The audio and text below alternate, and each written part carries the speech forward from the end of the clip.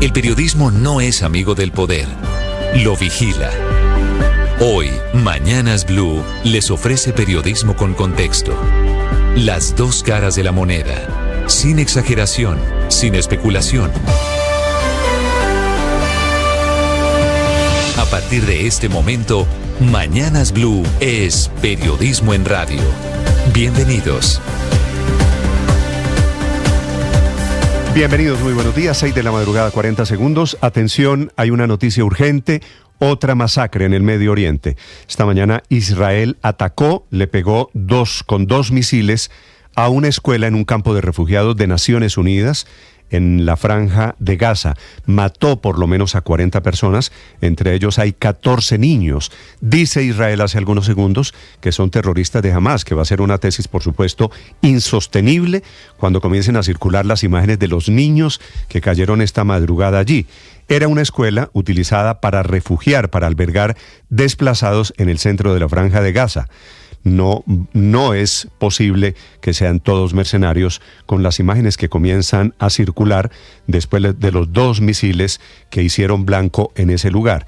En realidad son dos ataques, la gente estaba durmiendo. Entre los 40 y 45 muertos hay 14 niños, 9 mujeres y más de 70 heridos. Un ataque que además, y como si fuera poco para agravar la situación, coincide con la histórica decisión de España que se suma esta madrugada a la demanda contra Israel en la Corte Internacional de Justicia.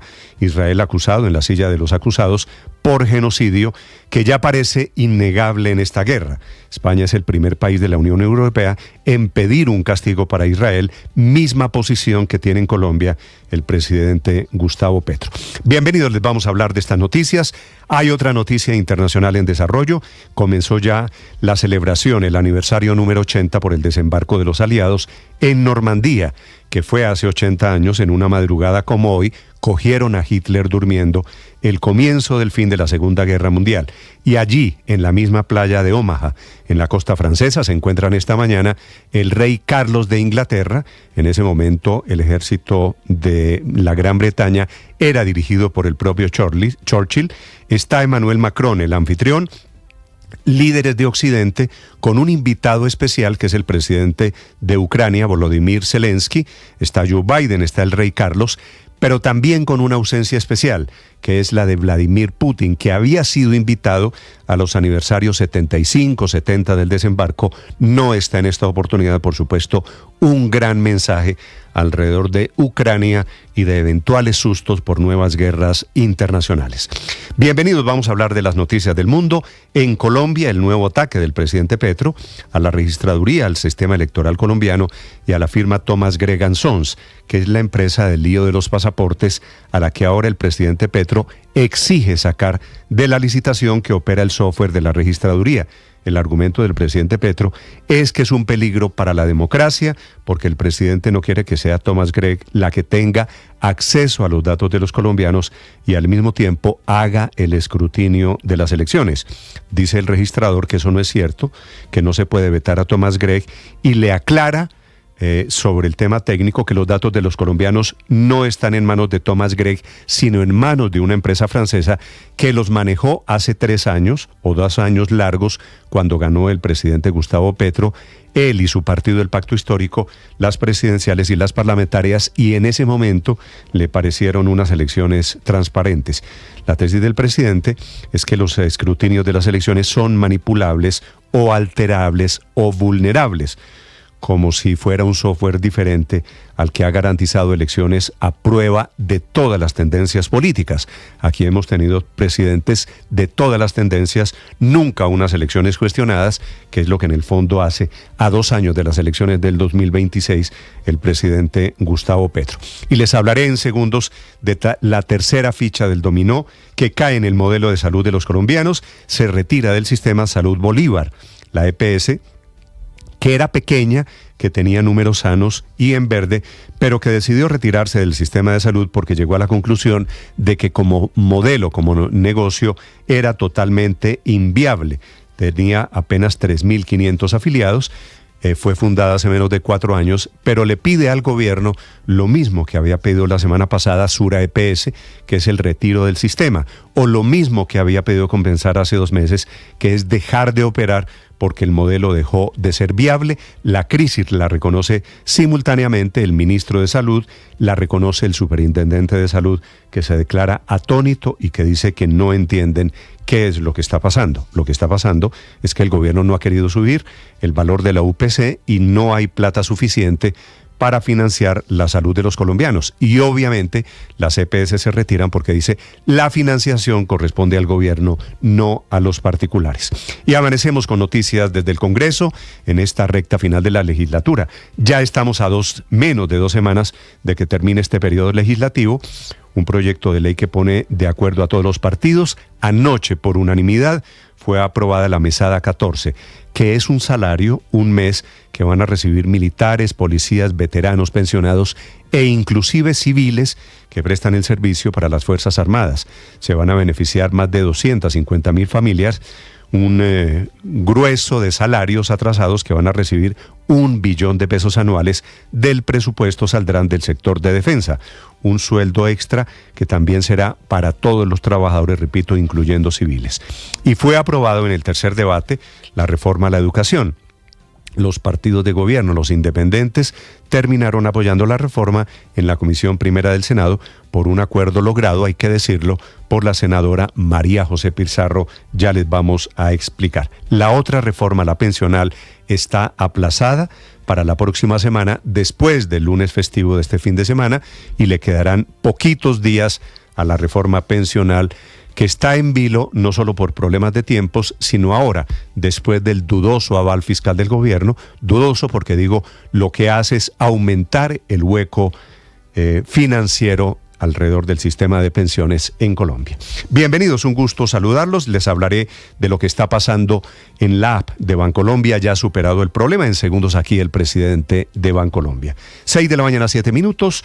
Un gusto saludarlos en este amanecer. Hoy es jueves 6 de junio. Se están cumpliendo 280 años de la muerte de Antonio Villavicencio, uno de los hombres, de los líderes de la Nueva Granada, de los líderes de nuestra independencia, ecuatoriano él, pero que fue importante para la liberación de las repúblicas en la época de la conquista. Aquí están las noticias de Colombia y el mundo, lo más importante en el resumen que preparamos en Voces y Sonidos en Mañanas Blue. Al menos 40 muertos deja el ataque israelí a una escuela que albergaba refugiados en el centro de la Franja de Gaza, una escuela administrada por Naciones Unidas. El ejército israelí asegura haber matado allí a combatientes de Hamás y dice no tener conocimiento de víctimas civiles.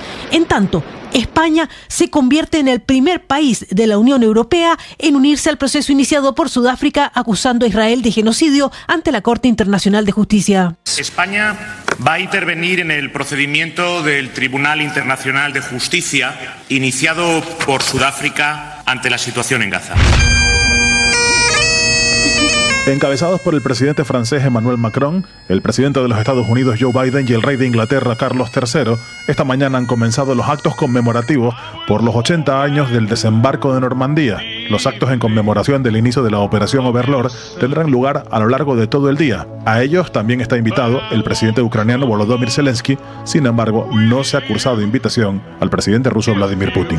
Lo primero que hay que aclarar es que los datos de los colombianos no los maneja esa empresa. Los datos de los colombianos los administra hace ya varias décadas una empresa francesa que se llama Idemia. Esos datos son de la registraduría y son administrados tecnológicamente por los franceses. Insisto, una empresa Idemia que hace décadas lo hace. El registrador nacional Hernán Penagos respondió así a la solicitud que hizo el presidente Gustavo Petro para cambiar el operador del escrutinio en los procesos electorales y que no quede en manos de la empresa Thomas Gregg & Sons. Según el presidente Petro, esa firma de origen británico no puede monopolizar los datos de los colombianos y al mismo tiempo escrutar las elecciones. Indicó que eso sería un peligro inmenso para la democracia. Así lo manifestaba el presidente Petro a principios de marzo. El software de la registraduría con que se hacen los escrutinios es maleable, es modificable, es débil, es manipulable desde adentro y desde afuera.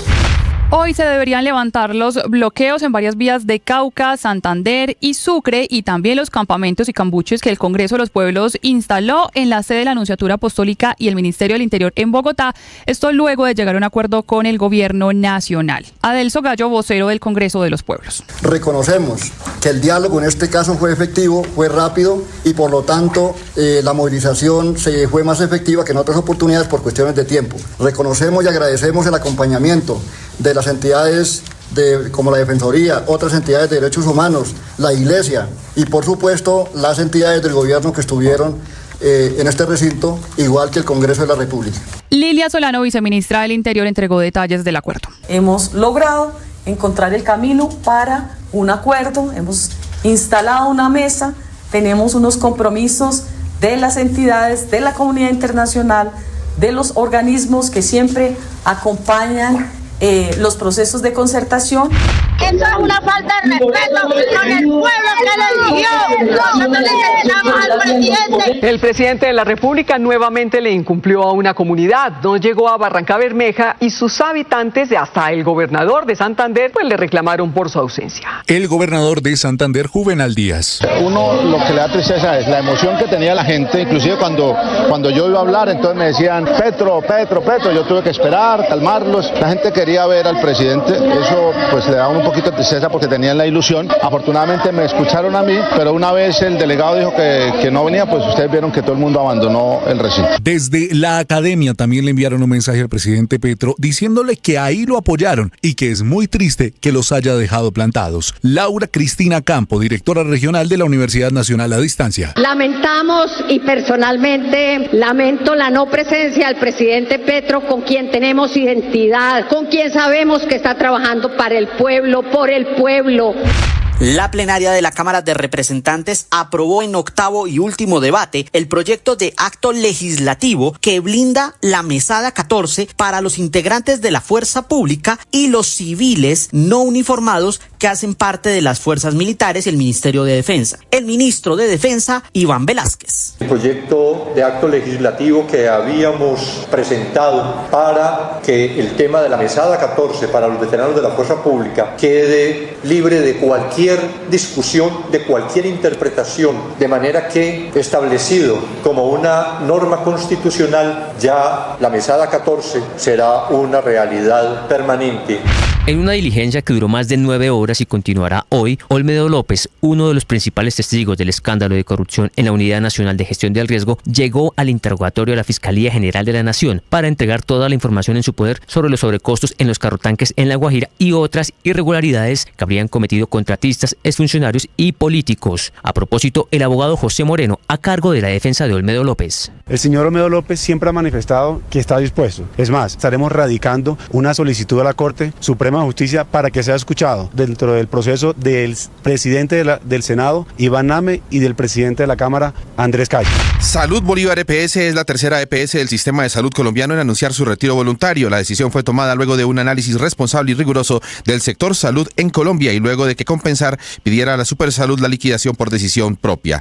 Habla el superintendente de salud, Luis Carlos Leal. Es triste lo que ha pasado con las liquidadas en este país. De 150 EPS, aproximadamente más de 117 se han liquidado. Y es lamentable decir que ni siquiera hoy la Superintendencia Nacional de Salud cuenta con la respuesta para poder identificar qué fue lo que ocurrió en cada uno de los casos. El exministro de Relaciones Exteriores, Álvaro Leiva, publicó un hilo a través de su red social X donde le explica con plastilina al expresidente Juan Manuel Santos que sí existe la posibilidad de convocar a una Asamblea Nacional Constituyente por medio del acuerdo de paz, y es que de acuerdo con el ex canciller se trata de una explicación básica para el expresidente, pidiéndole en primer lugar entrar al documento del acuerdo de paz en el que él dice que el país debe hacer un acuerdo. Con panfletos amenazaron a la directora de la cárcel Modelo de Bogotá, la mayor Nancy Pérez, que está encargada tras el asesinato del coronel Fernández. Le advierten que si no saca a 2 presos de un patio en 72 horas, la matan. Habla el coronel William Javier Lara, subcomandante de la Policía de Bogotá. La policía ha dispuesto de un componente de las más altas capacidades para investigar a quienes están detrás de este hecho que afecta a la tranquilidad de los funcionarios del centro penitenciario. El presidente de Bancolombia aseguró que la plata de sus clientes nunca estuvo en riesgo por cuenta de los problemas que se registraron registraron en sus plataformas de servicio. Juan Carlos Mora, presidente de Bancolombia. Entendemos que estos 2 días que tuvimos indisponibilidad en la app, algunas personas tenían unos compromisos que no pudieron cumplir. Si en algún momento causamos un perjuicio, evaluaremos ese perjuicio y si es el caso resarciremos esa dificultad. Fue aprobado en tercer debate el proyecto de ley estatutaria por el cual se regula el derecho fundamental a la educación. Tuvo el apoyo de diferentes partidos y el reporte lo entrega la ministra de Educación, Aurora Vergara. Avanzamos en la construcción de consensos, de una educación de calidad y de pertinencia. Avanzamos en el cierre de brechas y en mitigar las desigualdades educativas. La selección colombiana masculina de fútbol mayores ayer emprendió rumbo a Estados Unidos. La tricolor ya se encuentra en Washington y se prepara para los amistosos frente a Estados Unidos y Bolivia antes de la Copa América. La selección sub-20 de fútbol femenino ya conoce sus rivales para la Copa Mundial que se celebrará en el país: Australia, Camerún y México, las rivales de las chicas superpoderosas en primera ronda. Estás escuchando Blue Radio.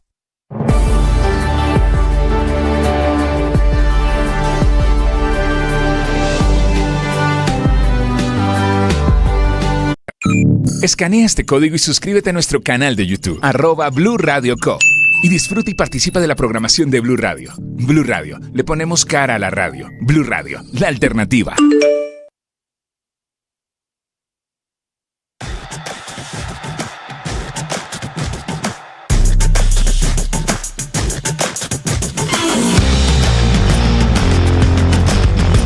Les contamos a partir de este momento las noticias de Colombia y el mundo.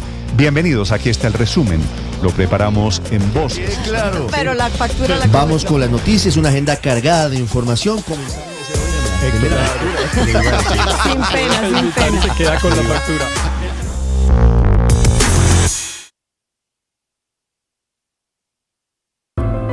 Llegó la hora de fluir con el planeta. Y actuar para proteger las reservas de agua que nos quedan. Día a día podemos hacer algo para unirnos a la corriente Del cuidado del agua. No es un chiste. Debemos cuidar el agua. Unirnos a la corriente de las acciones sostenibles hará la diferencia. Todos podemos ser protagonistas de esta gran historia.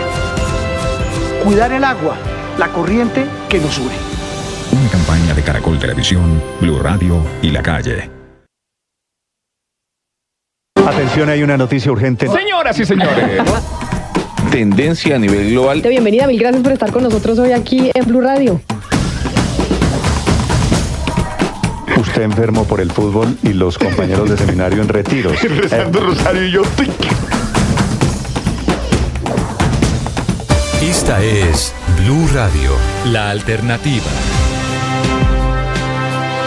Comienzan a darle la vuelta al mundo las imágenes de este campo de refugiados bombardeado esta mañana con 2 misiles de Israel. El saldo de momento, más de 40 muertos, entre ellos 9 niños, mujeres que estaban allí en este campo. Era una escuela de Naciones Unidas atacada por el ejército israelí.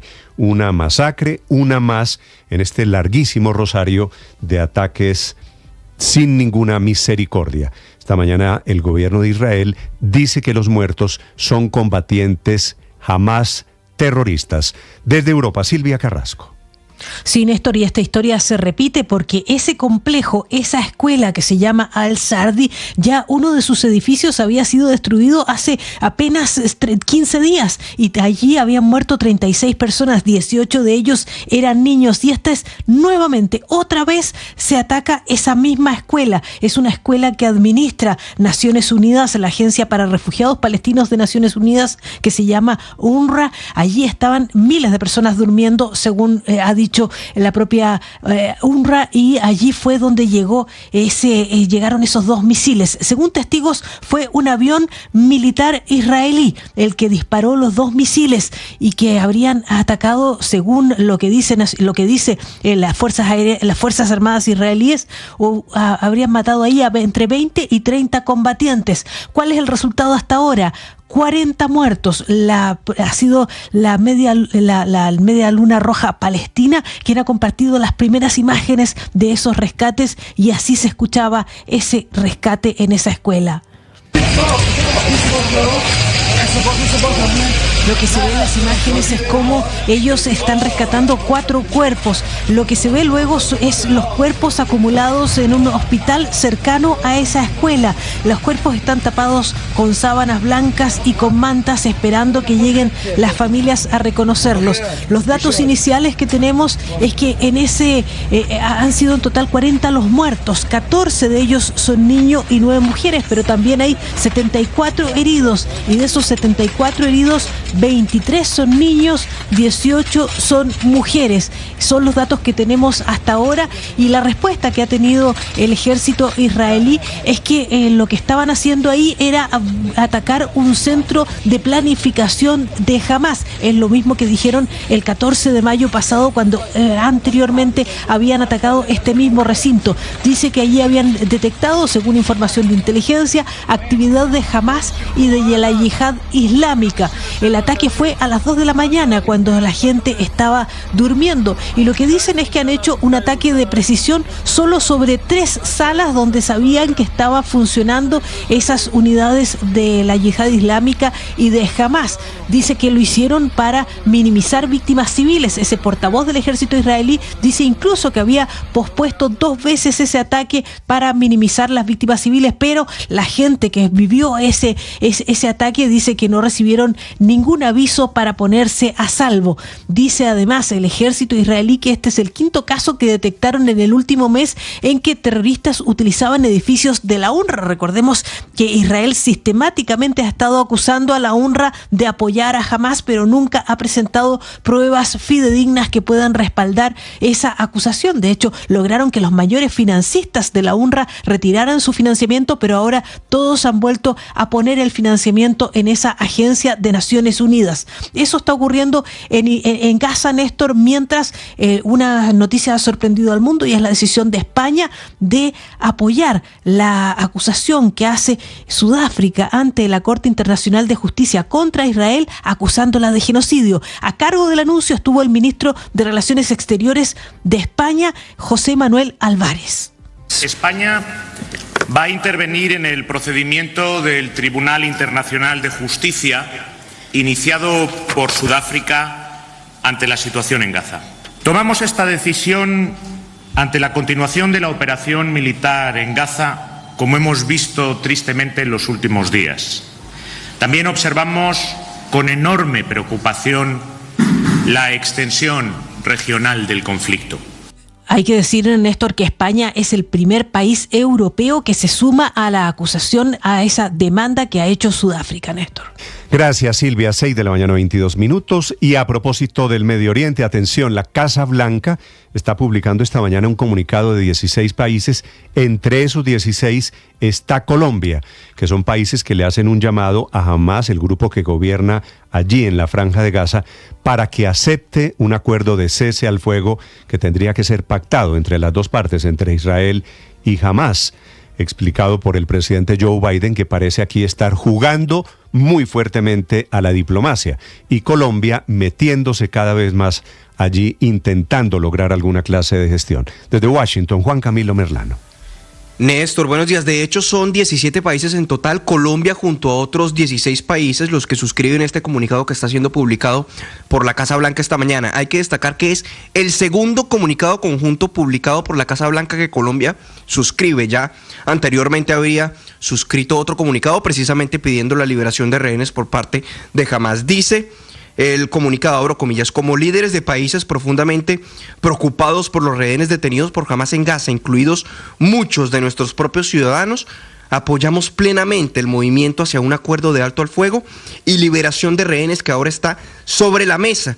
Y como lo describió el presidente Biden el 31 de mayo, no hay tiempo que perder. Hacemos un llamado a Hamás para que cierre este acuerdo con el que Israel está listo para seguir adelante y comenzar el proceso de liberación de nuestros ciudadanos. Observamos que este acuerdo conduciría a un alto al fuego inmediato y a la rehabilitación de Gaza junto con garantías de seguridad para israelíes y palestinos y oportunidades para una paz más duradera a largo plazo, añade el comunicado.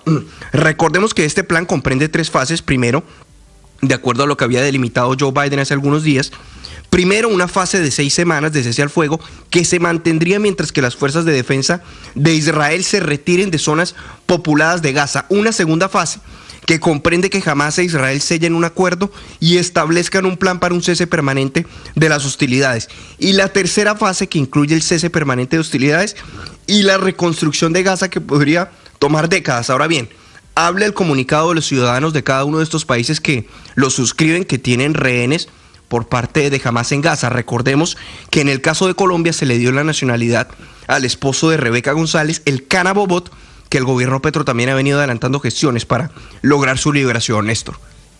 Juan Camilo, gracias y tiene razón en esta oportunidad el gobierno, preocupado por los colombianos que cayeron allí en el secuestro que arrancó, recuerden ustedes, la fecha fue 7 de octubre, así que ya vamos a cumplir 10 meses del comienzo de la guerra. Son las 6:25. Anoche, tarde, al filo de la medianoche, el gobierno Petro logró un acuerdo con la gente del Congreso de los Pueblos, que es la organización, el grupo de organizaciones sociales que se ha tomado la anunciatura en Bogotá y que había bloqueado vías en diferentes regiones del país. Su protesta o su petición es que se le ponga fin a los grupos paramilitares. Debe comenzar esta mañana, está comenzando esta mañana en realidad, el desbloqueo de vías y el desalojo allí en la Anunciatura, en el sector de Teusaquillo, en Bogotá. Valentina Herrera. Hola Néstor, buenos días. Este acuerdo, como usted lo contaba, se logró anoche tarde, luego de varias horas de conversación entre los voceros de estas comunidades indígenas, campesinas y afro, que desde el martes en la mañana se tomaron tanto una de las sedes del Ministerio del Interior, la que está ubicada en el edificio Bancol,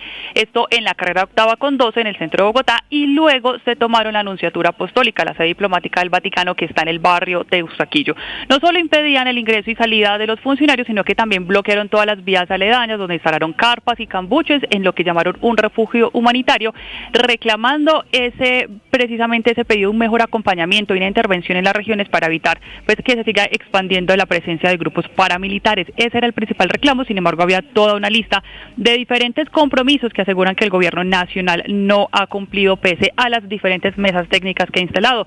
Pero las tomas en Bogotá eran solamente una parte de ese reclamo. También se presentaron bloqueos por este mismo Congreso de los Pueblos en la vía Quibdó Pereira, también en Aguachica y Pailitas, en esa vía entre esos dos municipios. También recordemos la protesta en la refinería de Barrancabermeja en Santander y la vía Panamericana, que continúa todavía con algunas restricciones.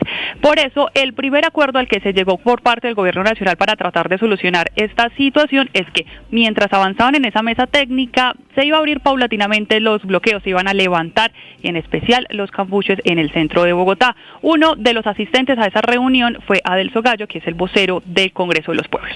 Queremos informarle a la comunidad movilizada y a la no movilizada que hemos acabado de firmar un acta de acuerdo en torno a las conclusiones de la propuesta del pliego y, por supuesto, de nuestras obligaciones que tenemos como pueblo movilizado. Reconocemos que el diálogo en este caso fue efectivo, fue rápido y, por lo tanto, la movilización fue más efectiva que en otras oportunidades por cuestiones de tiempo. Y es que normalmente este tipo de protestas se suelen extender. Sin embargo, hay que decir que ya venían en las regiones. Fue la situación en Bogotá la que hizo que el Ministerio del Interior reaccionara más rápido y respondiera precisamente a sus reclamos. Quien estuvo presente fue la viceministra Lilia Solano, que normalmente es la que suele atender cada una de las protestas y bloqueos, y ella habló también del acompañamiento que hicieron otras organizaciones para garantizar que esta vez los acuerdos sí se cumplen. Como en otras oportunidades, ha triunfado el diálogo, la disposición de los pueblos y del gobierno nacional a que podamos adelantar la escucha activa, el diálogo genuino y llegar a una concertación. Hemos logrado encontrar el camino para un acuerdo, hemos instalado una mesa, tenemos unos compromisos de las entidades, de la comunidad internacional, y esta de los es otra mesa técnica entonces que instala el gobierno nacional. Se van a reunir hoy nuevamente a las 9 de la mañana.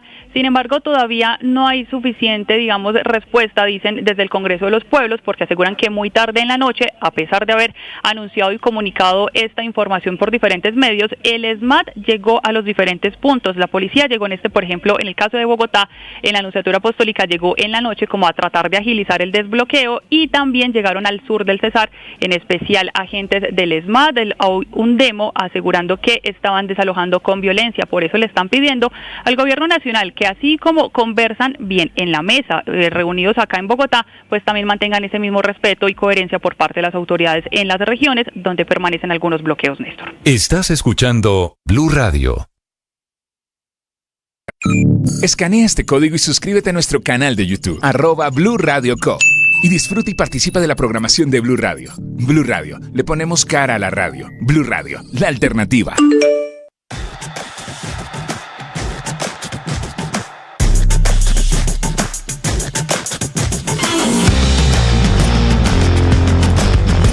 Les contamos a partir de este momento las noticias de Colombia y el mundo. Bienvenidos, aquí está el resumen. Lo preparamos en voz. Sí, claro. Pero la factura la Vamos con las noticias, una agenda cargada de información. Sin pena, sin pena. Se queda con la factura.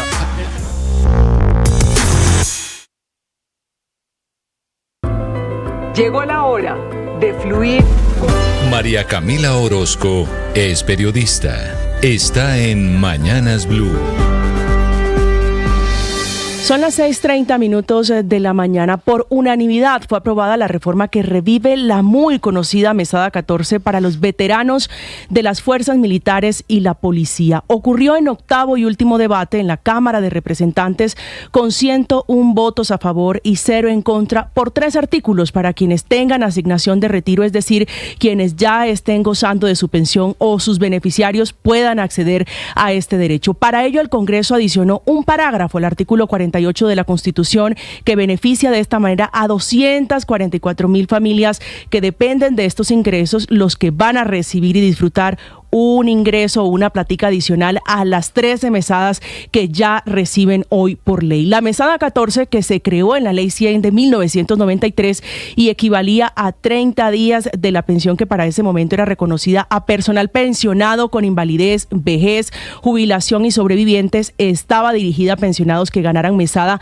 hasta por 15 salarios mínimos. Regresa, pero incluyendo no solo a militares y policías, sino a cerca de 3,000 civiles no uniformados que están hoy vinculados a la fuerza pública. Es un reconocimiento anual por una vez al año, por los servicios prestados en la defensa de la soberanía, la independencia y la integridad territorial, y por su compromiso con el país durante décadas, lo cual se hace extensivo a sus beneficiarios y va a costar cerca de $1 billón, que va a salir esa plata del presupuesto del sector de la seguridad y defensa nacional. La iniciativa, increíblemente, como pocas veces pasa en el Congreso, puso de acuerdo a todos los partidos políticos, aunque estaba impulsada por el gobierno nacional. Celebra la decisión, este triunfo, el presidente Gustavo Petro, diciendo que lo prometido se cumple. El siguiente paso para este tema es la conciliación para unificar los textos que ya fueron aprobados en Senado y Cámara, donde intentaron ampliar al sector de los maestros, pero el aval fiscal del Ministerio de Hacienda solo daba vía libre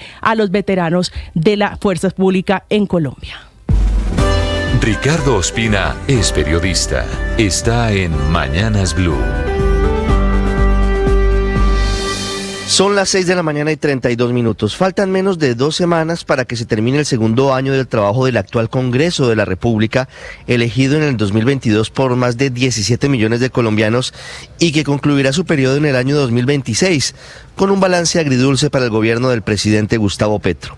Aunque todavía puede ser pronto para hacer balances definitivos, sí se puede hablar de 3 victorias de proyectos del gobierno nacional. De una parte, como nos contaba María Camila, fue aprobada en la Cámara de Representantes la mesada 14 para veteranos de la fuerza pública, incluyendo civiles, servidores del Ministerio de Defensa y de las Fuerzas. De otra parte, en Comisión Primera del Senado fue aprobada por unanimidad la reforma que busca garantizar la educación como un derecho fundamental, desde preescolar hasta la universidad, proyecto al que le falta únicamente un debate para que sea ley de la República, que tendría que surtirse antes del próximo 20 de junio en la plenaria del Senado de la República. A eso hay que sumarle la aprobación que había hecho el Congreso para la creación de la jurisdicción agraria, que justamente crea una institucionalidad sólida y expedita para dirimir los conflictos de tierra en los campos colombianos, proyecto que era considerado vital para la implementación del acuerdo de paz con las extintas FARC.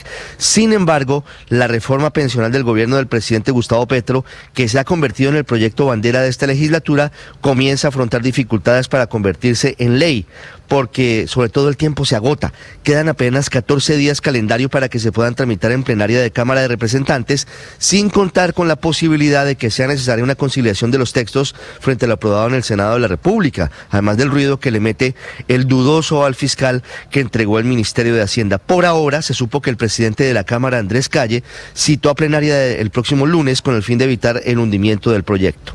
Este escenario, que muestra evidentemente unos avances, demuestra que evidentemente no hay bloqueo institucional ni sistemático en el Congreso de la República para los proyectos propuestos por el gobierno, que había sido el pretexto del presidente Gustavo Petro para abrir la puerta de una eventual asamblea constituyente. Y también demuestra que es posible, ejerciendo habilidades políticas, llegar a consensos entre los sectores de gobierno, independientes y opositores en el legislativo, para sacar adelante iniciativas que son necesarias para el país.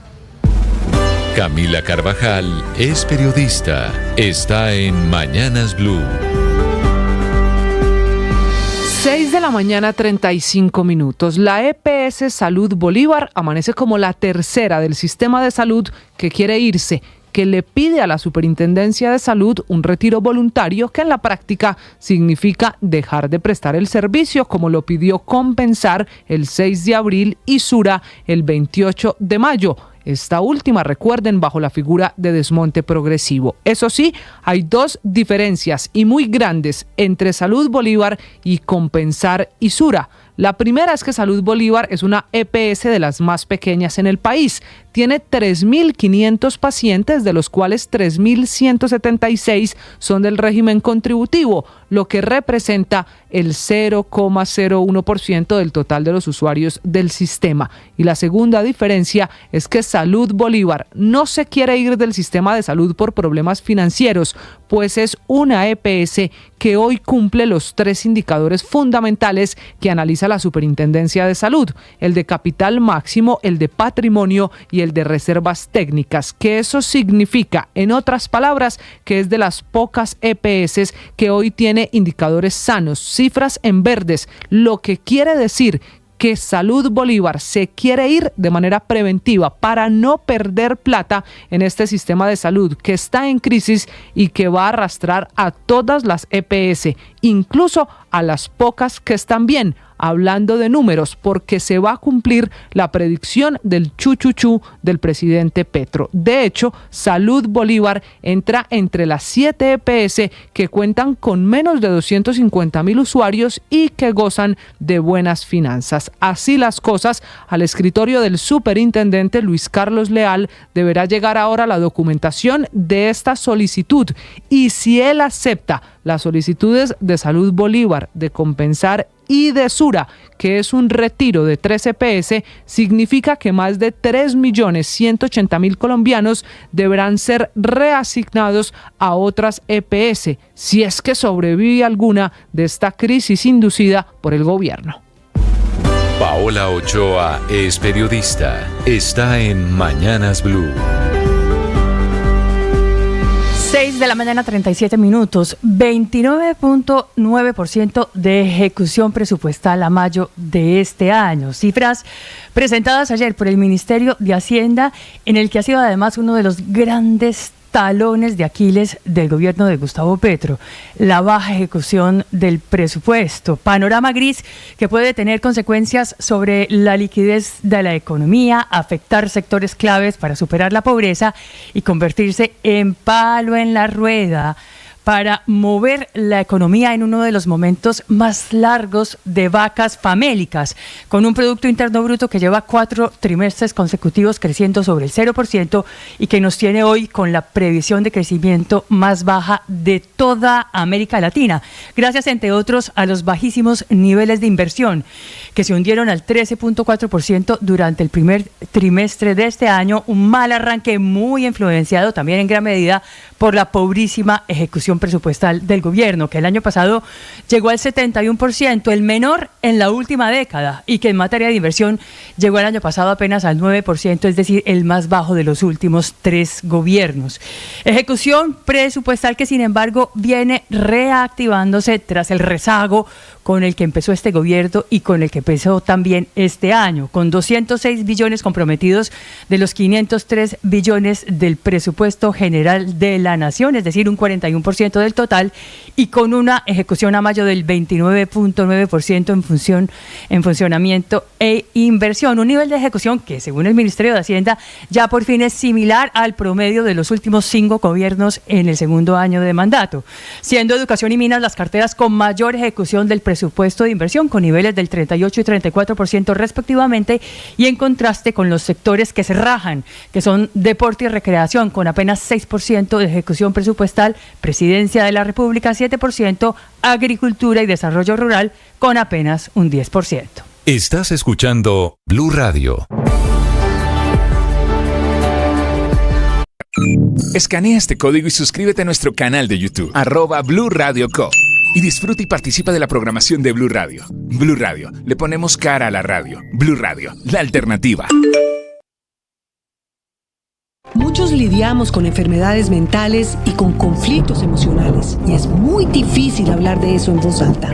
Soy María Elvira Arango y los invito a escuchar Qué Locura, historias reales de lo que no se habla, con testimonios conmovedores y con expertos y especialistas. Escúchenos, este es un lugar seguro. Este podcast es impulsado por porquequieroestarbien.com, el programa de salud mental de la Fundación Santo Domingo. La producción es de La No Ficción y Boombox de Caracol Televisión. Encuentre todos los episodios del podcast en boombox.com o en su plataforma de audio favorita. Boombox Podcast, un mundo por escuchar. Boombox. Llegó la hora de fluir con el planeta.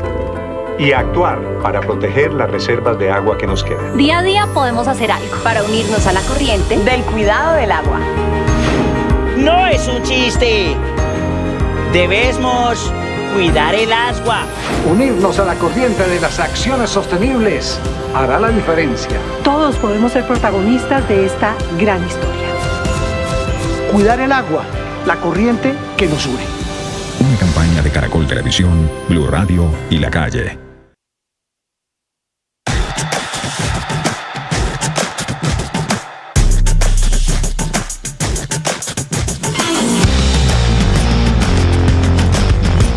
Les contamos a partir de este momento las noticias de Colombia y el mundo. Bienvenidos, aquí está el resumen. Lo preparamos en voz. Claro. Pero la factura la Vamos con las noticias, una agenda cargada de información. Sin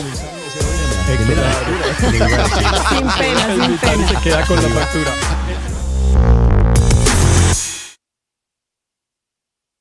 Atención, hay una noticia urgente. Señoras y señores. Tendencia a nivel global. Bienvenida, mil gracias por estar con nosotros hoy aquí en Blue Radio.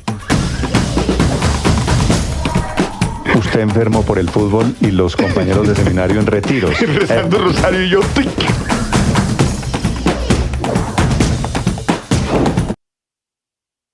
6:42 de la mañana en Bogotá, día gris, 12 grados la temperatura.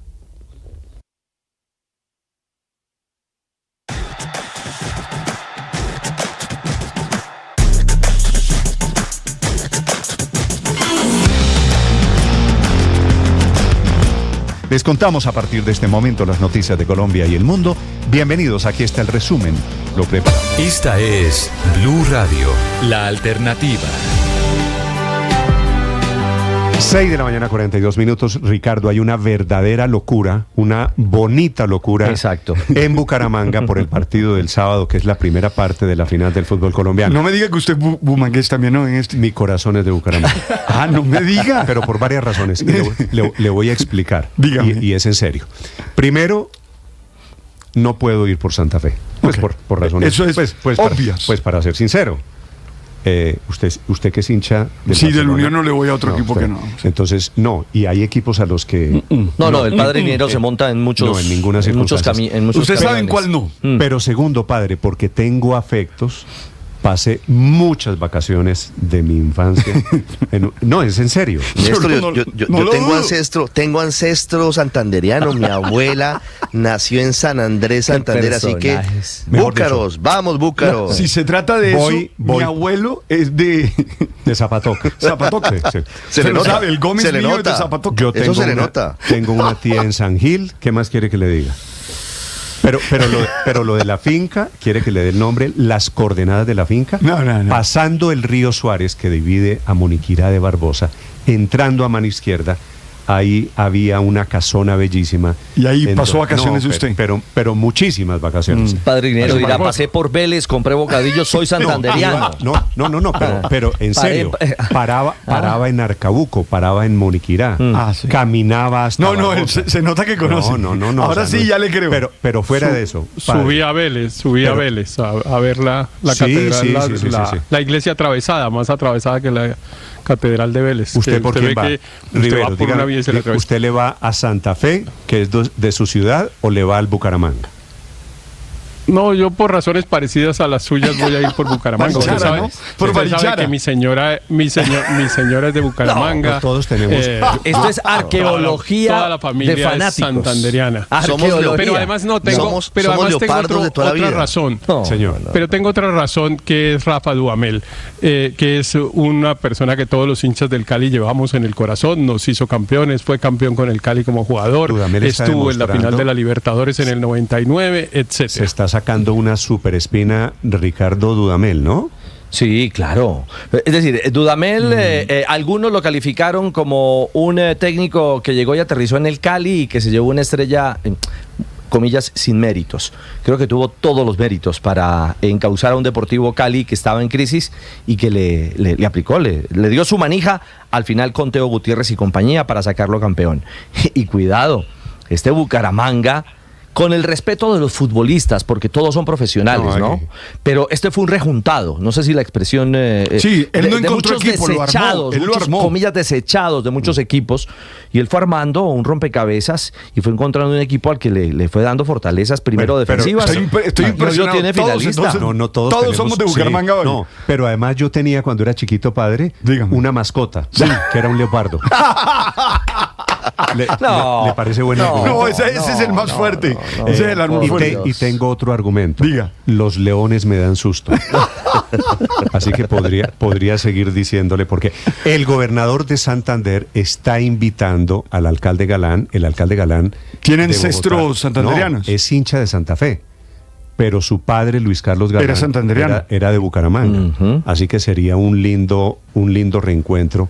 Néstor, Galán. Sí. Ahora es un partido usted duro. vio que se hizo viral un video de una entrevista que le hizo el querido Pacheco a Luis Carlos Galán, obviamente hace más de 40 años, en el programa de entrevistas, y la hicieron viral en estos días porque Pacheco, hincha reconocido de Santa Fe, le pregunta a Galán, bueno, ¿y usted de qué equipo es hincha? Y obviamente él dice, un equipo que nunca ha sido campeón, pero que algún día lo será. El Atlético Bucaramanga. ¿Hace cuántos años no es campeón el Bucaramanga? Nunca. 75 Solo años. jugó una final en el 97. Bueno, fue frente al América y la perdió. Le voy a dar otra razón. Me pondré de amarillo, de leopardo el sábado, porque no, en serio, porque me gustaría que Bucaramanga fuera por primera vez campeón. Así que tengo 100.000 razones para ser hincha del Bucaramanga. ¡Vivan los leopardos! ¿Sabe que Santa Fe ha hecho, viene en ascenso? Es decir, la clasificación, la certificación, su último partido frente al Tolima fue contundente. Pierde un jugador clave como Agüero, pero Peirano le ha encontrado la vuelta a un Independiente de Santa Fe. Partido fácil no es. No, los dos equipos son bien fuertes. ¿Sabe que son muy parejos, muy parecidos? Tengo una noticia para darles. Pero yo entiendo la de los hinchas de Millonarios, pero hay que decir, ya que está tan dispareja esta mesa, que Santa Fecito también, pues no solo tiene sus merecimientos, sino que realmente comprar esas vainas, le encanta comprar. Riveros, Héctor, cuando ve que todos estamos unidos, dice, yo voy en contra. Pero es que francamente me pareció que dejaron muy solo a Santa Fe. A ver, Héctor, le tengo una noticia. Aurelio no creo que vaya a Santa Fe, Aurelio. Y hay muchas personas muy queridas de todos nosotros que son los hinchas a muerte de Santa Fe, ¿no? Jorge Alfredo, por ejemplo. Sí, tengo muchos amigos Yo tengo amigos en todos los sectores, como usted se da cuenta. Inclusive mis amigos de Santa Fe. Les tengo mucho cariño, pero soy incapaz de celebrar un gol de Santa Fe. Le iba a decir, Héctor, tengo una noticia. Le pregunto al alcalde de Bogotá, Aurelio, que está invitado por el gobernador de Santander, si va al partido. Y digo que me hubiese parecido que es una linda imagen que fuera la tierra de sus ancestros. Ese Galán es un apellido. ¿Y qué dijo el señor alcalde? Que no la logra. Que muchas gracias al gobernador Díaz, pero no la logra. Tiene muchas cosas en Bogotá, entonces creo que puedo anunciarlo. El alcalde Galán no se puede volar para el partido Bucaramanga-Santa Fe, que es el sábado por 7:30 ¿no? de la noche. Es una boletica menos o ¿no? Una boletica más para el aforo, porque la locura por las boletas en la ciudad de Bucaramanga es increíble. Mire, ya hay comunicado oficial, el 50% del aforo, indica el Atlético Bucaramanga, ha sido vendido. El tema es que lo de ayer con las boletas fue locura y caos, porque la gente se quedó esperando boletas, es decir, toda Bucaramanga quiere ir al estadio, al Alfonso López, y solamente hay 20 y tantos mil cupos. 25.000 cupos, exactamente. Ya está vendida la mitad del aforo general. Y el grupo de abonados también ya tiene. O sea, todavía deben quedar 10.000, 12.000 boletas, estoy calculando, para la gente que quiera comprarlas a partir de hoy a las 2 de la tarde. Esto, Aurelio, va a ser una final inédita, porque el Bucaramanga, repito, nunca ha sido campeón del fútbol colombiano, y podría, si gana el partido de local el sábado, podría acercarse muchísimo al sueño, ¿no? En 75 años, ¿no? En 75 años. Los Galán son de Bucaramanga y los Sarmiento de Charalá. Pero, Néstor, una cosa más. Hay una pelea de felinos. León contra leopardo. Yo siempre en esas peleas de felino, león contra leopardo, voy por el leopardo. Claro, me parece que... Eso. Sí, no, ¿Qué razones, no? Hay que respaldar la insurrección contra el Rey León. Aquí girando a este lado, los leones girando a este lado. Pasamos de la arqueología a la fauna fanática. En una tienda. Voy a ir a esa tienda en Bucaramanga si el Bucaramanga es campeón. Se fía cuando el Bucaramanga sea campeón. Pero no va a encontrar el aviso. La historia es que ya la señora descolgó el aviso porque dijo, pues claro, esto se me va a complicar. Esos de Millonarios están a punto de hacerme voltear. Pero iba a decir no sería extraño. No sé si vio el tema de las boletas, a propósito de las boletas, que en la sesión del Consejo el día de ayer, el tema principal era de los concejales era, bueno, ¿nos van a mandar cortesías o no? No, pues es que todo el mundo, o sea, 2 o 3 concejales pidiendo públicamente que les manden regaladas las boletas. Héctor, la lagartería que hay alrededor de Bucaramanga, o inclusive de Santa Fe. Lo que pasa es que Santa Fe ha sido campeón del fútbol colombiano. Va por la 10ª. Santa Fe es un equipo... Pues, fue el primer campeón, ¿no? En grande. El año 48. Es un histórico del fútbol colombiano. Santa Fe, iba a decir, de los grandes. ¿Sí? Claro. Santa Fe es un equipo de los grandes. Pero por supuesto. No, hombre. Los grandes. Los grandes en el fútbol colombiano. No. Son los que han ganado más de 10. Los grandes en el fútbol colombiano son Millonarios, Nacional y América. Esos son los grandes en el fútbol colombiano. Uy, dejaron al Cali por fuera. Los equipos como Cali, Santa Fe Junior, en un nivel... Otros son equipos que... Eso... ¿Va a dejar a Junior también por fuera? Ya nos estamos pasando la raya, pero veo que el director ya tiene los colores puestos, ¿no? Tiene un amarillito y un verdecito. El leopardo le está... En la chaqueta. Está sentando raro. En la chaqueta ya... Es un homenaje. Es un homenaje sutil a la gente del Bucaramanga. Me alegra que se haya dado cuenta. Bueno, no tan sutil, más descarado no puedo ser. Atiendo aquí a todos los hinchas de Santa Fe que pueden decir lo que quieran, mis afectos están con el Bucaramanga. 6:52 a.m, me dice un oyente que creo que también tienen nexos con el Bucaramanga, Ricardo, y tiene razón, que ojalá lo que está pasando con Bucaramanga, hablando en serio, sirva para mejorar el estadio de Bucaramanga. Ese estadio, el estadio, el Alfonso López, que le quieren, se lo dije con el tema del cambio de nombre. Lo importante no es el nombre, que aprovechen toda esta locura, que tomen un impulsito y que mejoren el estadio de Bucaramanga. A ese estadio le metieron la mano para el preolímpico, para un preolímpico, y digamos que ahí se le invirtió un billetico, pero indudablemente que es uno de los escenarios que merecería, que requiere un respaldo mucho más contundente. Las capotas... Sí, eso lo pueden mejorar, claro, por supuesto que lo pueden mejorar. Bucaramanga está viviendo hoy una gran fiebre de fútbol. no solo por el tema de boletas, están embelleciendo la ciudad bonita, poniéndola más bonita. Javier Rodríguez. Néstor, 2 daticos adicionales antes de embellecer a Bucaramanga para el partido contra el Independiente Santa Fe. Independiente del resultado este sábado, el alcalde Jaime Andrés Beltrán y el gobernador Juvenal Díaz van a estar en el Estadio El Campín el próximo sábado, es decir, dentro de unos 10 días más o menos. Eso ya lo han confirmado ellos porque toda una ciudad está volcada precisamente para apoyar al equipo Leopardo y porque vamos a dar la vuelta olímpica allí en el Estadio El Campín. Y a pesar de las lluvias, Néstor, y la neblina en este momento en Bucaramanga, toda la ciudad está volcada, el entusiasmo, el calor. Néstor, nosotros los hinchas tenemos el corazón hinchado de emoción porque el Atlético Bucaramanga va a llegar y está a punto de lograr esa primera estrella después de 75 años. La fiesta ya está montada. Hoy comienza la empresa de aseo de Bucaramanga, que es la pública, con otras empresas de aseo privadas del área metropolitana, a embellecer las calles y parques de la ciudad.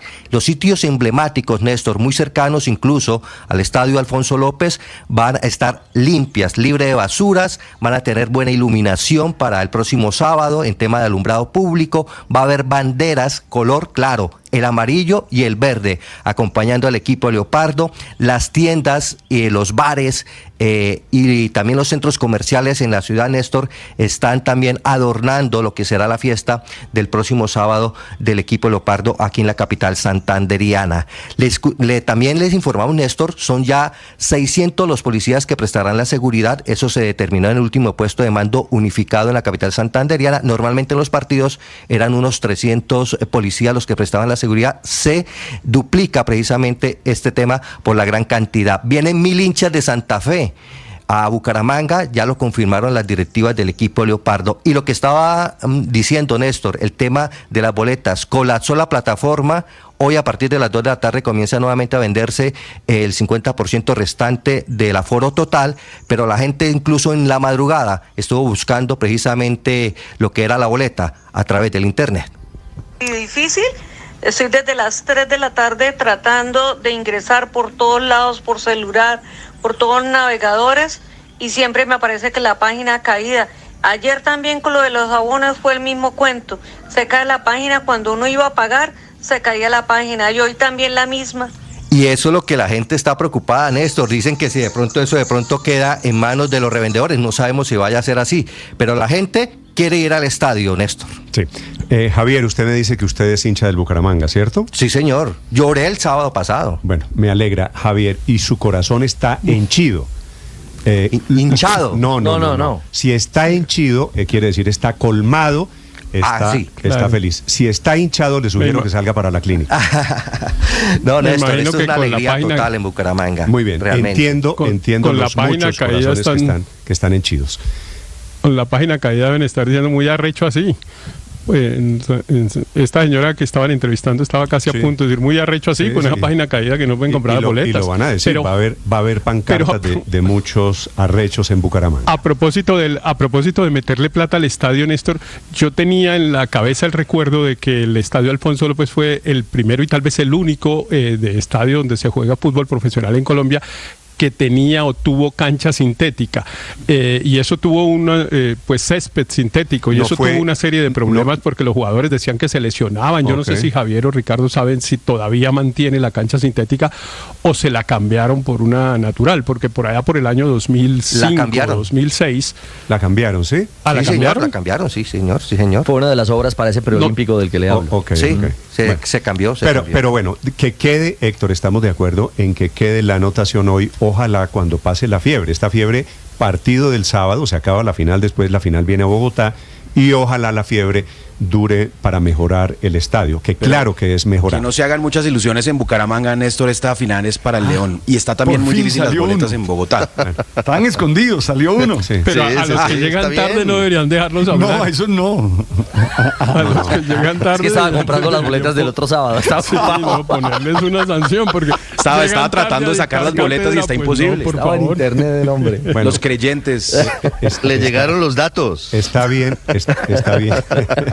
Está bien que aparezcan todos. Son las 6 de la mañana, 58 minutos. Ya vienen los deportes. Les vamos a hablar de la final del fútbol colombiano, por supuesto, y les vamos a hablar de lo que está pasando en este momento con la Selección Colombia, preparándose ya para la Copa América. Padre, buenos días. Buen día, Néstor. Como siempre, con ánimo, con fuerza, con ganas, iniciamos nuestra jornada, confiando y creyendo que todo va a estar bien. El santandereano padre Alberto Claro, mira, Linero. es que mi abuelo es de Zapatoca, Marcos Gómez. Entonces, claro, yo tengo un 25% santandereano. Muy bien. De Zapatoca, además que no va con mi manera de ser, porque yo soy muy generoso, pero... Sí, su generosidad y sus ancestros santandereanos son públicos. Tema de hoy, padre. Oiga, reconocer errores y sobre todo errores públicos. Uno siempre tiene temor a reconocerlos. Es decir, de hecho hay personas que no los reconocen nunca, pero yo creo que hay que vencer ese miedo, porque en la medida en que uno aprende a reconocer errores, puede tener mejores relaciones con los demás. Ya viene el padre Linero hablando de errores, de reconocer errores. 6:59 en Mañanas Blue.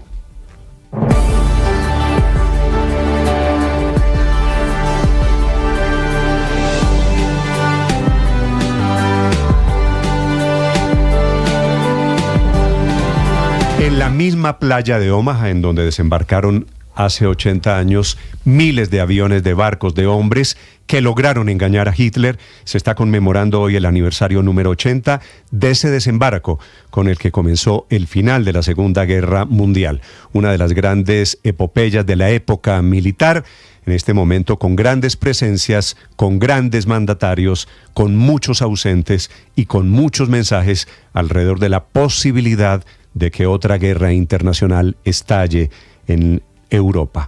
Desde Europa, Enrique Rodríguez. Y es que hace hoy 80 años, la Operación Overlord hacía 14 horas que había comenzado. Comenzó concretamente 15 minutos después de la medianoche del 6 de junio de 1944, en los primeros instantes de un día que pasaría a ser conocido como el Día D. Así lo cuenta Cornelius Ryan en un libro que es fundamental para entender lo que pasó esos días. Se llama El Día Más Largo, como la película que posteriormente fue rodada. En ese momento, los hombres de la 82ª y 101 División Aerotransportada de los Estados Unidos saltaron sobre una Normandía que estaba ese día, sí, al fin, iluminada por la luna. El primer boletín informativo de la radio pública británica, de la BBC, daba así cuenta del inicio de las operaciones militares en el frente francés. Supreme Headquarters, Allied Expeditionary Force, have just issued communique number 1, and in a few seconds I will read it to you. Under the command of General Eisenhower, Allied naval forces, supported by strong air forces, began landing Allied armies this morning on the northern coast of France. Bajo el mando del general Eisenhower, el jefe del mando supremo aliada, comenzaban esas operaciones militares. Unas operaciones que comenzaron primero por el aire y posteriormente de manera naval. Esta fue una operación anfibia. Uno de esos hombres que saltó desde uno de los aviones, de los primeros aviones de la 101 División Aerotransportada, era el entonces teniente de paracaidistas Richard Winters. So that we had the red light, had everybody standing up, ready to jump. So when the plane started to get hit, and suddenly the pilot gives me the green light, I'm out the door. Contaba cómo iban en ese avión que los iba a lanzar sobre Normandía con la luz roja, la que les impedía saltar, pero en un momento dado el avión empezó a ser alcanzado por los disparos